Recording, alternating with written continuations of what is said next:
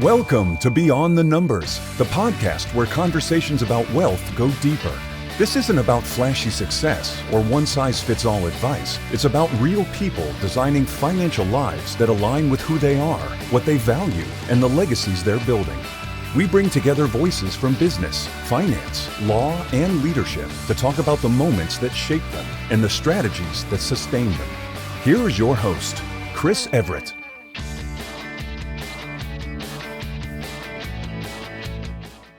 Well, hi, everyone. Welcome to Beyond the Numbers, where money meets meaning and purpose. So imagine you're preparing for a client meeting. You've got dozens of documents, disclosures, and your client arrives early. Or maybe you're actually driving to the appointment. You expected to have everything ready, but you're scrambling. Some materials are on your laptop, others on your tablet. One critical piece is still in an email attachment somewhere that you just can't find. Well, now imagine a different scenario. You're at peace, everything you need instantly accessible, beautifully organized, shareable with a single gesture. No fumbling, no apologizing, just seamless professionalism that lets you focus on what really matters. The human being sitting across from you. Our guest today built a company around this very problem. So for sales professionals across various industries who understand that behind every transaction is a relationship, and behind every presentation is an opportunity to genuinely help someone.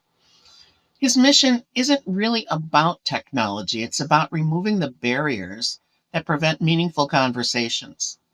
It's about giving professionals the tools to be fully present, fully prepared, and fully focused on serving others. So please help me welcome Paul Pacun, CEO and founder of Vablet. Hi, Paul. Welcome to Beyond the Numbers. Hello, everyone, and thank you very much for that great introduction, Chris. I'm happy to be here, and I'm happy to talk to your listeners. Well, awesome. But Paul, before we dive into Vablet, I'm curious about your journey. What were you doing before you became an entrepreneur? And was there a specific moment when you realized there just has to be a better way of doing this? Okay, well, the way that you asked that question, before I became an entrepreneur, I don't know, I was in middle school because I've been an entrepreneur since high school. I'd sell t-shirts at rock concerts and do whatever we needed to do. And when I graduated from RPI, which is my undergraduate school, I got in my car and then I drove to California. I very quickly got a DBA, opened a PO box in Beverly Hills because I wanted the 90210 because that was trendy at the time. And I started microcomputer consultant. So I've been an entrepreneur pretty much my entire career, but I was told that I did it wrong. They were like, you shouldn't be a consultant first. You should work for corporate America first and then be a consultant. So I went to get my MBA from Pepperdine. And then after Pepperdine, then I worked in M&A for 3 years and I worked in other industries. And then when my .com in 1999, we launched it. And then in 2000 in May, we went public and then we were gone 3 months later. So when my .com failed, due to no fault of our own, actually, we blame it on we were an ISP, more complicated than that. I created a new company. I was trying to get a cute name. So Myotic Inc. was like a name that we came out with. And then we've been consulting since 2001. So my entrepreneurial journey is close to my heart. My parents were entrepreneurs. They made evening gowns. My grandparents were also in the rag trade. So I come from a long line of entrepreneurs. So it's from inception. It's just not something that's new, but It's in your DNA. it's in my DNA for sure. So every entrepreneur has that moment when they move from frustration to action. What's yours? What made you think you could actually solve this problem when so many others have tried? It was actually this is in April of 2010, the day before the iPad launched. I was having lunch with a friend of mine that I had reconnected with after 30 years. And he said the iPad's going to change how companies collaborate. I go, that's really interesting. The next day, it was 6 a.m. in the morning. I went with my daughter to the Apple store. We bought 2 iPads.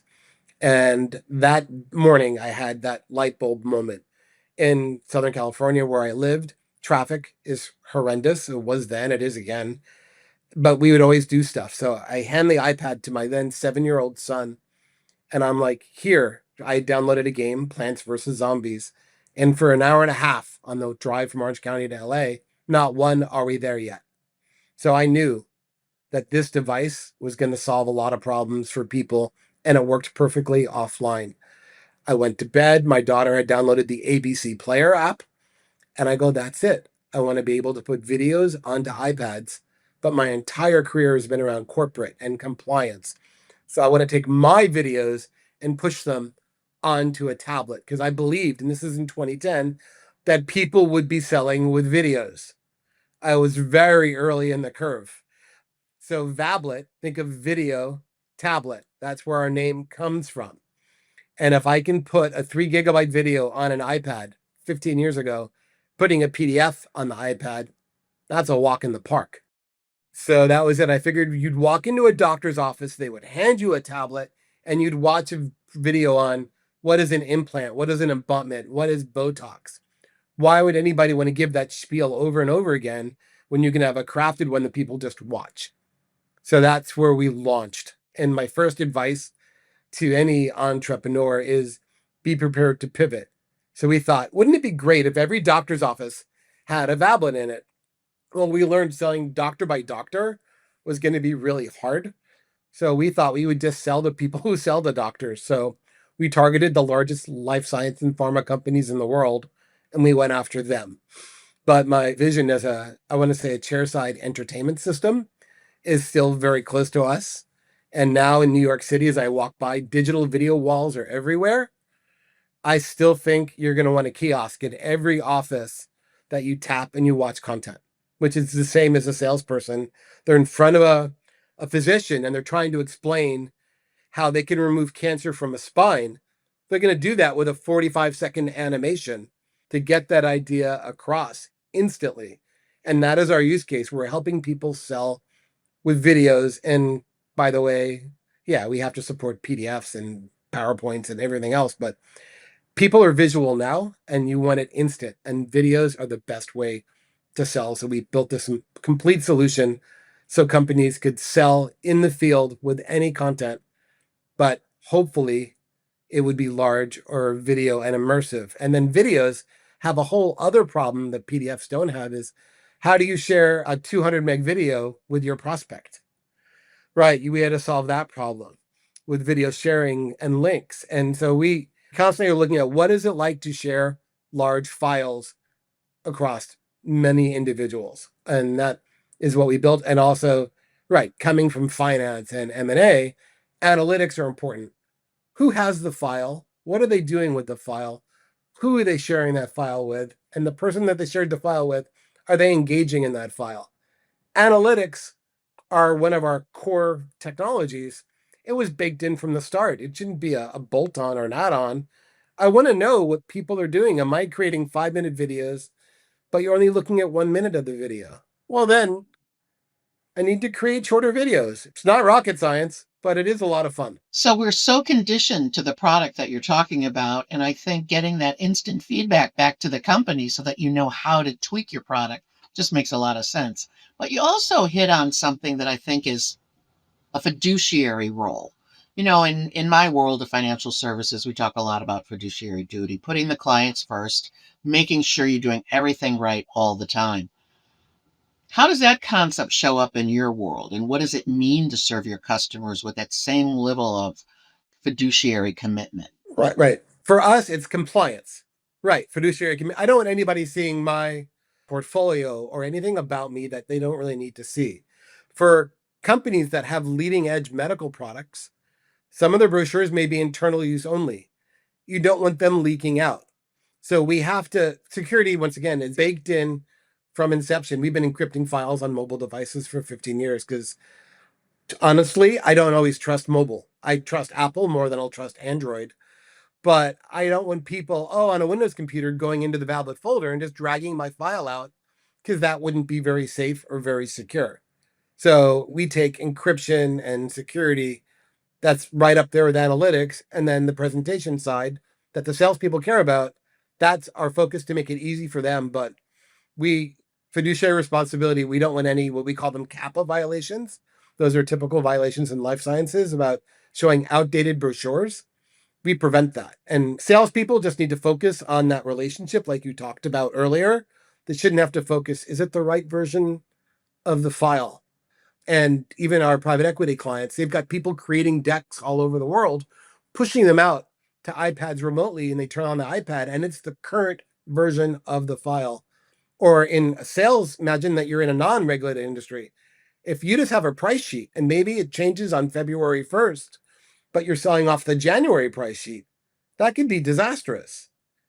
You could really be hurting your margin. So to have that right version of that file when the salesperson needs it on whatever device, I think our responsibility is to keep the salesperson as informed and updated as possible to make sure that their organizations don't run into trouble. So you told me a story a while back about pitching to a bunch of doctors, and they each had a tablet that they were able to access this information. Can you go into that a little bit? So in the pre-COVID world, it was very common to bring your sales staff in for training or to have large seminars and go to the doctors and pitch, whatever. Well, something called the extended enterprise. What if you could just send the doctor a training video and they watch the training video and now they get all the collateral?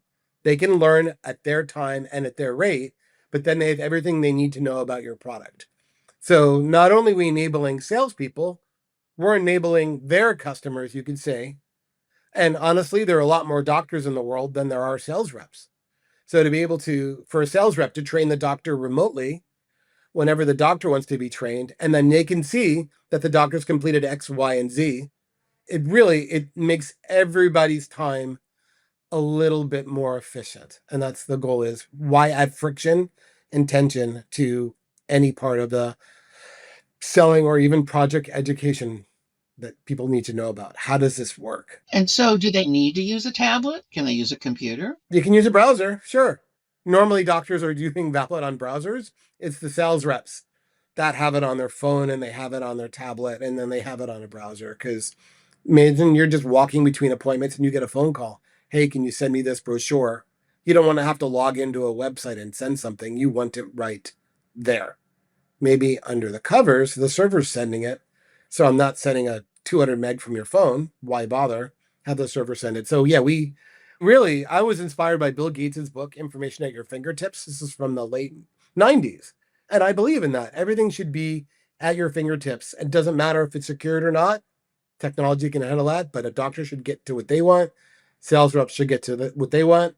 Sales leadership should know what their sales reps are doing.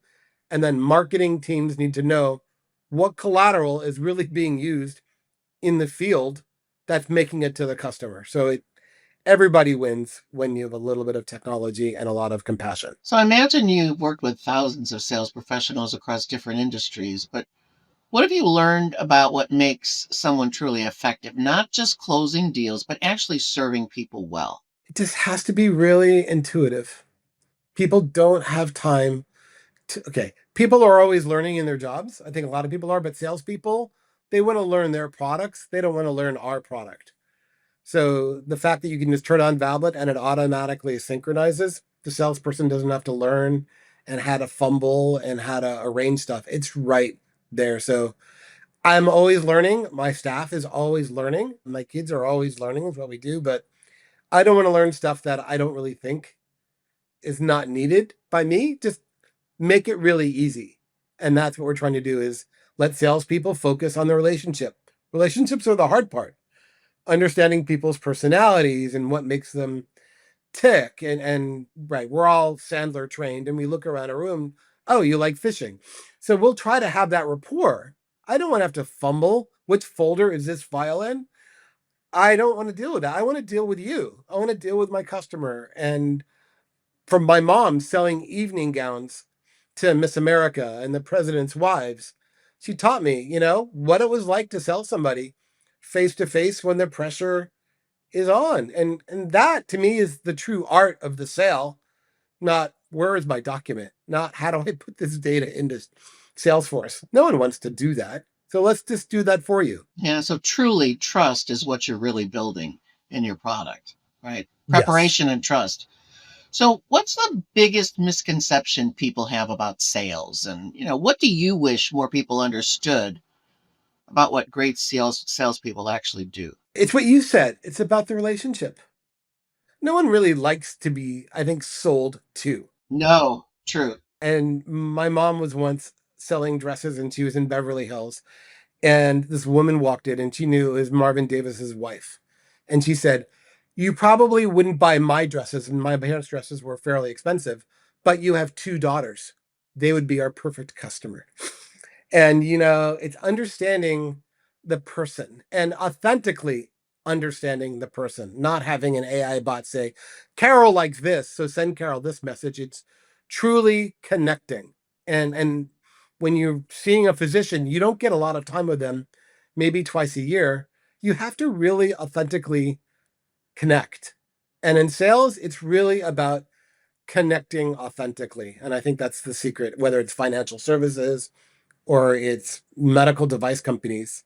People will buy from people that they truly like and they trust. And that I don't think has changed in hundreds of years. I think you're right about that. And, what I'm hearing from you goes way beyond the balance sheet. You're not just building a product, you're building a culture. That's really what I'm hearing more than anything, a leadership culture. So, what's been your biggest leadership lesson? The thing that you had to learn the hard way. I was taught this by my favorite manager ever. And he was like, when he was interviewing me to be employed by this company, Walt said, "My job is to let you as a manager run as fast as you can, and I'll run interference." And I've taken that to heart. So I really empower our staff. So they have a lot of decision making. I encourage them, even when they were starting out, to be able to communicate directly with our customers. So all of our programmers are actually, you could say, business consultants. They understand how to talk and how to communicate to customers. Do I put them on the first call? No, but if I need an expert in understanding how Active Directory is working with vablet, I'll bring my guys on the phone. So we're always learning and we're talking. And for mistakes made as a leader or as a manager, I think waiting too long to fire somebody that's not working, that to me was it's a painful struggle. And I don't want to fire anybody because these people have families and kids, but one bad person can really taint an organization. So it's important as an entrepreneur, A, to be able to pivot, to be able to recognize what's not working, get rid of it, even if there's a human aspect to it, and then build and keep going forward. True, true. I mean, having the wrong person in place is just very expensive. So, yeah. So, you have been balancing this tension between growth and sustainability, between moving fast and building something that lasts, right? How could you, or what kind of advice would you give your younger self in the day when you first started Vablet? Okay. A, take time for your health. Oh, So I do my yoga at night. If I can fit in a little meditation in the morning, I will. Right. And for me, mentally, when you meditate, if you have a lot of stuff in your head, checklists pop up. So, like when you're trying to be in the moment and just think about being calm and your checklists pop up, you know what? With me, I write stuff down. I make sure when I go to bed, everything on my checklist for that day was done. So I don't have to think about it. So I learned in college, the sooner you fall behind, the more time you have to catch up. We were a lot of procrastinators back then. And right now, I truly am just trying to live in the moment and try to get stuff done. Yes, we have projects that last months and we go that way. But for me personally, I try to make sure that every email is responded to in the day that I get it, even if it's not a priority email. So just by getting rid of the noise and distractions out of my day and just focusing on that I got this accomplished, it just makes it cleaner. So unclutter. And in today's world between text and WhatsApp and chats and LinkedIn, there's a lot of noise. So try to figure out what is music to you and try to filter out the noise. as I listen to you, it's really all about self discipline more than anything. This is what has to be done, get it done. And it's taken a while to get there. It's been a journey, but yes, with my kids, I taught them to be makers. So they all like to tinker and build and experiment, whether it's in visual arts or film or wood. Build something, use your hands, right? And then just manage yourself, but find time for yourself. And then the other advice I always give people, if you're in a relationship, always have a date night every week. Plan a date night because work is not 24/7. You need to have balance And the more balanced and more focused we are, you can get everything accomplished in a 35 to 40 hour week. You don't need to work a 70 or 80-hour week if you get stuff done. So take advantage of all the time that you have, but share that with your family, your loved ones, and then, of course, your profession. It sounds like you're a very good listener, Paul. That's what I'm hearing too. So let me pivot a little bit. This show is called Beyond the Numbers because we believe the best decisions happen when money meets meaning and purpose. So, how do you think about that intersection in your own life and work? Well, okay, so money to a business is like blood to a person. You need it and it needs to flow, and it really can't stagnate it, and you don't want to waste it. So to really think about, right, organizations, right, as most businesses that fail because of cash flow. So yes, in business school we're taught do 5-year projections. Okay, it doesn't really mean that much is what I've come to learn, but understanding your cash coming in, what are you spending, what is your burn, what is your break even, you need to understand basic accounting. Everybody does. And everything, anybody that's in business should understand, whether they outsource their books to somebody, it doesn't matter. You need to understand how to read a balance sheet. How much cash do we have? What are our projections? Are we going to run out of cash in December? And in January? That aspect of business, it's not hard, but it's also not very exciting, but it's essential. But if you could pin down, maybe just in a few words, what your purpose is with Vablet, what would that be? To make the life of a salesperson easier. Got it. Okay. And so success can be measured in many ways, right? Revenue, impact, relationships, and even legacy. So, how do you personally measure success? And what metrics matter to you the most? Okay, I believe in making the world a better place. So my goal, when we launched Vablet, one of our first taglines, get companies off of paper. I believe that we all need to save the planet. So by going digital and removing, right, all the paper that was used in the sales process, that was our first goal.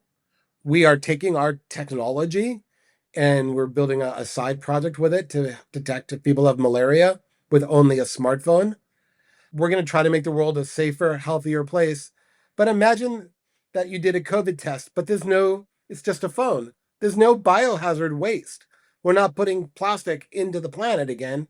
We're making the world a better place. So as a technologist, I'm inspired by Star Trek and the tricorder. I want to make people healthier. I want to make the world a better place. And we have to stop wasting plastic, wasting oil, wasting energy, wasting time. So I believe that our footprint will be, we will save lives. We've saved trees with Vablet. We know that. We were paid for out of the print budget in 2011 with some of our companies when we first launched. And now if I could prevent plastic from going into landfill, and I have daughters, mine are grown, but it's the young girls are the ones in other parts of the world that go to the watering hole to bring water back to the village, and they're the ones that get diseases. If I could save their life with a smartphone inspired by Gene Roddenberry from the 60s, I'm going to do that. What a great legacy to leave. Awesome. Thank you. Very powerful. Thank you. No, thank you. So now, Paul, if money were no object, if Vablet could just run itself, what would you do with your time? What really lights you up? Oh, I would travel around cities, around the schools in New York and inspire people to be in STEM. That truly is my plan. I had 5 friends over from dinner last night. I've known them all 45 years from high school. I was very fortunate. Bronx High School of Science, where I went in the 70s, we had a computer lab. It was fun. And there were so many aspects of technology. And in a lot of schools, kids understand tech, but they don't really have, no one passionate is visiting them during a lunch hour and saying, hey, here's how AI can help you in your career.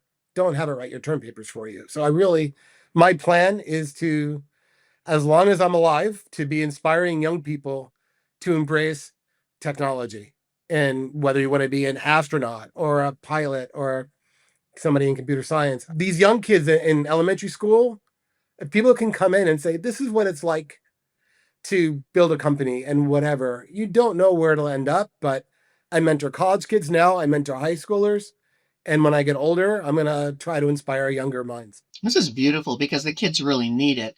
I mean, they're taught to remember many things, a lot of times I don't see them really having constructive thought process. So what you're also saying to me, if I'm hearing you correctly, is you want to instill that humanity piece inside of who they are with this gadget that they have in their hands or wear on their wrist or put around their neck. Who knows where the way it's going to go, you know?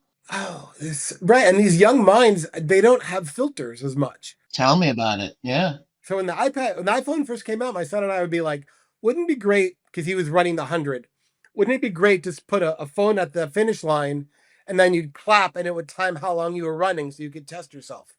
Well, that would have been very hard to do 15 years ago. Now with like Claude and AI, you could write an app very quickly to do stuff. So I want these young kids to think like, hey, they see a problem, they can fix it, and that's the goal. That's what an engineer at heart, we solve problems. But I want to inspire these young minds to say, no, don't infinite scroll, build something kind of fun. And that is something that they can do. It's not very expensive, but you need somebody that I want to say has been there and done that to give them a little bit of coaching. Yeah, and that coaching that really helps them to understand how valuable they are. It's not just all this scrolling stuff. Good for you. I'm excited. Right. I mean, they're an expert. They know what school's like today. I don't know what school's like today, but hey, what if you wanted to do a flashcard app to help people with whatever? And if there's a problem, help them solve it. And problem solving skills, they are critical for society to move forward. So to help people start building these problem solving skills, once again, let's pay it forward. Yeah, you're a force for humanity, change, and just humanity. I love it. Thank you so much. Where can people learn more about vablet? Like if somebody's listening thinking they might benefit from what you've built, what's the best way to connect with you? Okay, so you can just Google vablet, you'll find me. Anybody that fills out a lead on our website, I actually get to see a copy of what's coming in. So if you want to find me on LinkedIn, I'll accept any invitation. Just look for Paul Pacun or just look for vablet. I'm very easily found. Transparency is important, I think. So you can just go to vablet.com or just Google me and you'll find me. That's V as in Victor, ABLET, vablet. Think of Paul, video thank you. tablet. Yeah. Video tablet. Paul, thanks for being here today and sharing your story with us. You're a wonderful man, and I really appreciate how you're trying to change the world. So that's it for today, folks. Remember to like, subscribe, and share these wonderful stories with those you care about. And thanks for listening to Beyond the Numbers, where money meets meaning and purpose. Have a wonderful day. Thank you for your time, everyone. And thank you, Chris, for such a wonderful podcast. Absolutely. Loved having you. Beyond the Numbers podcast requires more than a conversation. It takes action, research, and collective wisdom. If today's episode resonated with you, we'd love to hear your insights. Join the conversation and help us shape the future together. We'll be back with more stories, strategies, and real-world solutions that are making a difference for everyone. In the meantime, be sure to subscribe, rate, write a review, and share it with someone you think would benefit from it too. Thanks for listening, and we'll see you on the next episode.